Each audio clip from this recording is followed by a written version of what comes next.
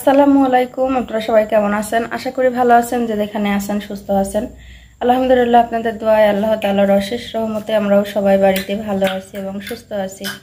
তো এই যে সকাল থেকে ভিডিওটি শুরু করতেছি। তো সকালবেলা উঠে সব কাজকামগুলো, তো এই যে সকালবেলা রান্নাও হলো করছি। এখানে খুব কড়া করে করলা ভাজি করছি আর হলো ডিম ভাজি করছি। ভাতটা অনেক আগেই চাপাইছিলাম। তো ওই যে দেখেন তানভীর স্কুলে রেডি হয়ে গেছে। তো আজকে ভাত খাবে না বলতেছে, কারণ সকালবেলা উঠেই ওই বাপ বেটা হলো বটতলাতে গেছিল চা খাইতে, তো ওখান থেকে খাইয়ে আসছে জন্য আর হলো খাবে না।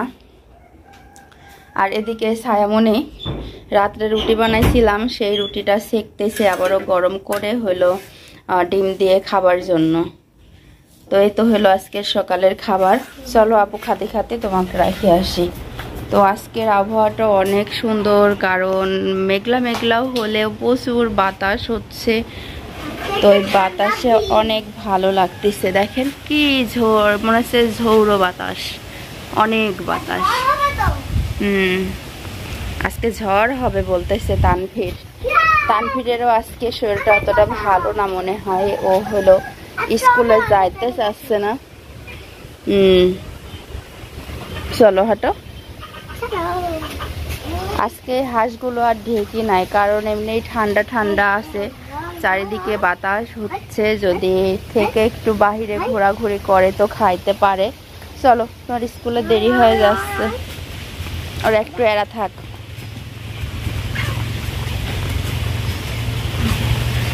তো এই যে এখানে চাষির আম গাছটায় অনেক আম ধরছে, আর এই আমগুলো বেশ পড়া মানে পাকা লেগে গেছে। তো বাতাসে বেশ ভালোই টুপটাপ করে করে পড়তেছে।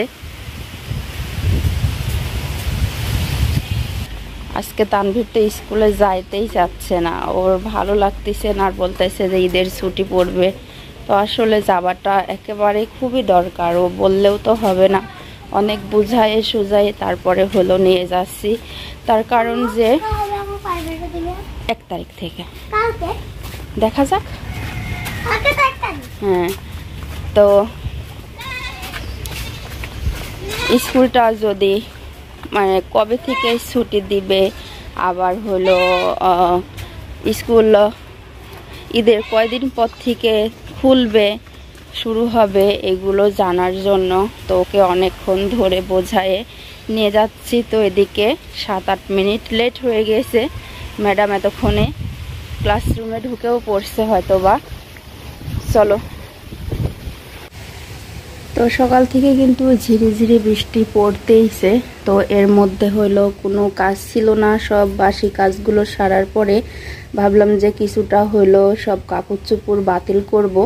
তো এই যে তানভীরের ছোট কাপড় চোপড়গুলো এত হয়েছিল ঘরের মধ্যে, তো এগুলো রাখলেও কিন্তু এর মধ্যে অনেকটা মানে পোকামাকড় হয়, তেলাপোকা হয়। এই জন্য এই যে সবগুলো এখানে রেডি করে রাখছি। তো এগুলো হলো বাতিল করে দিব, হয়তোবা কাউকে দিয়ে দিলে। ছোট ছোট জিনিস কিন্তু সব নতুনই থাকে, তো বড় হয়ে যাচ্ছে, ওর একটু শরীরটা ভালো, তো এই জন্য গায়ে এগুলো লাগে না। তো এই যে এগুলো হলো আমার ছিল, তো সব এগুলো বাতিল করে দিলাম।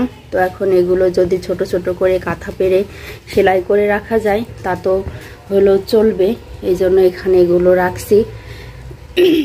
তো এগুলো বাছাই করতে করতে আপনাদের ভাইয়া হলো বাজার করে নিয়ে চলে আসছে। বাজার বলতে কি, সব পেঁয়াজ রসুন এগুলো ফুরাই গেছিল।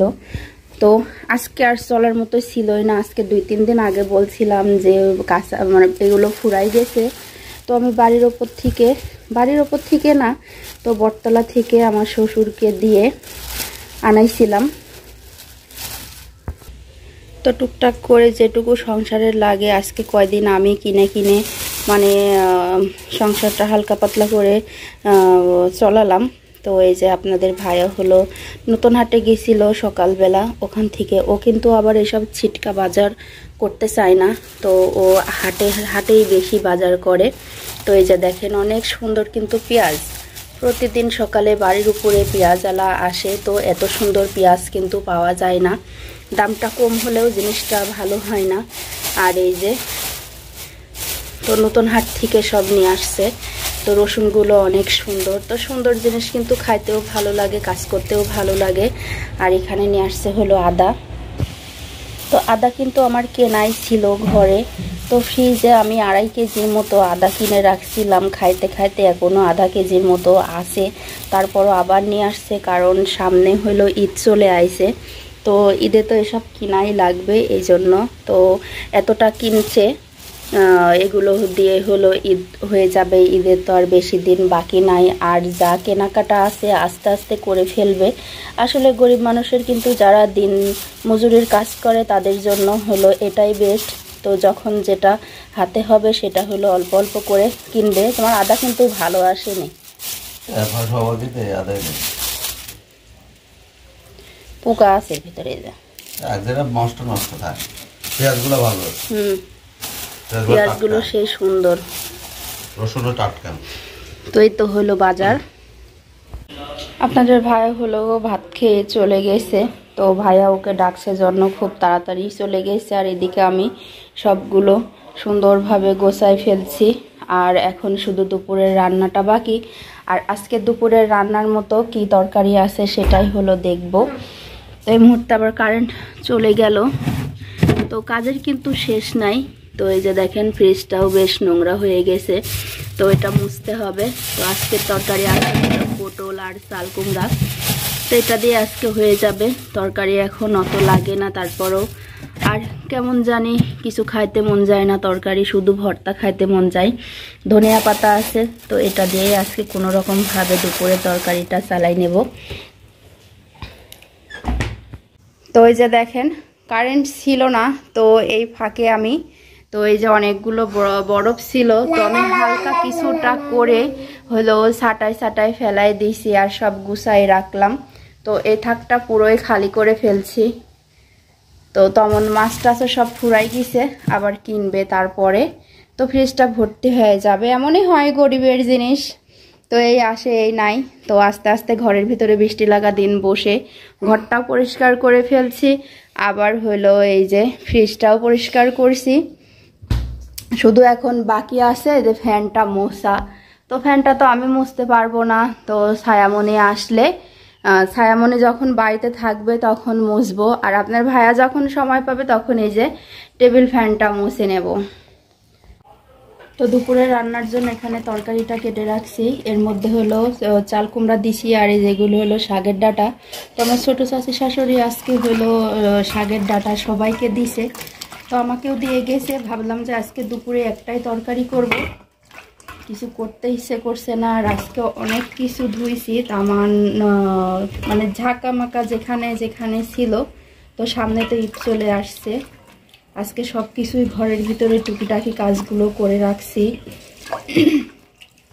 তো আস্তে আস্তে সব একবারে মানে জানের উপরে না তুলে আস্তে আস্তে সংসারের যা টুকিটাকি কাজ সব করে রাখছি।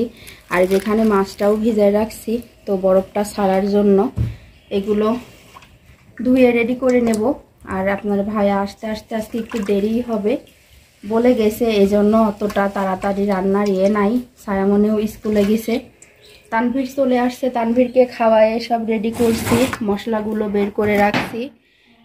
তো মশলাটা হলো এই যে বরফটা ছাড়ছে, অল্প সময়ের মধ্যে তরকারিটা চড়াই দেব।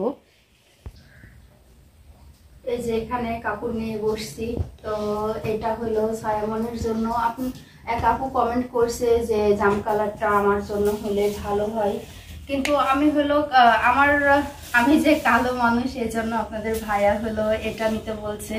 তো আমি আপনাদের ভাইয়ার মুখের উপরে কিন্তু কোনো কথা বলি না, ও আমাকে যা মানে নিয়ে আসে সেটাই আমি আলহামদুলিল্লাহ বলে কয়দিনেও একটা জিনিস পরবো। তো মানুষের তো কিন্তু গ্যারান্টি নাই, এজন্য আমি কিছু বলেও না। তো স্বামী হাতে করে নিয়ে আসছে, আমি কোনো কথা বলি না। বললো যে এটা ছায়াকে দাও, আর ছায়া এই কালারটা পরবেও না আমি জানি, তো এই জন্য এত গাঢ় কালার আসলে পছন্দ না।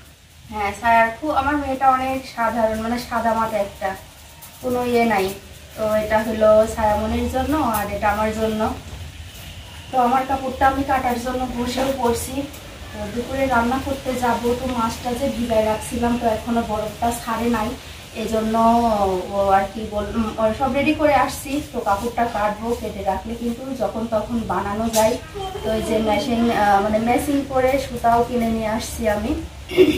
আমি আর দেরি করতে চাই না, কারণ ঈদের সামনে টুকটাক করতে করতে অনেক কাজ করতে হয়, এই জন্য।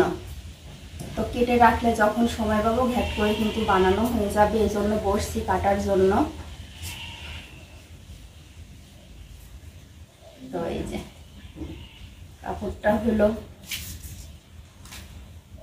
সব দিক থেকে কিন্তু বহরে বড়, লম্বাতে বড়, সব কিছুতে 2-2.5 ইঞ্চি করে কাপড় বেশি আছে। আমি তখন দেখছি মেপে, কাপড় বেশি হলে কিন্তু মেপেও মানে কেটে সুবিধা হয়, বানায় সুবিধা হয়, সব কিছু করে সুবিধা হয়। এখন তো নিলে একটু বাড়ছে।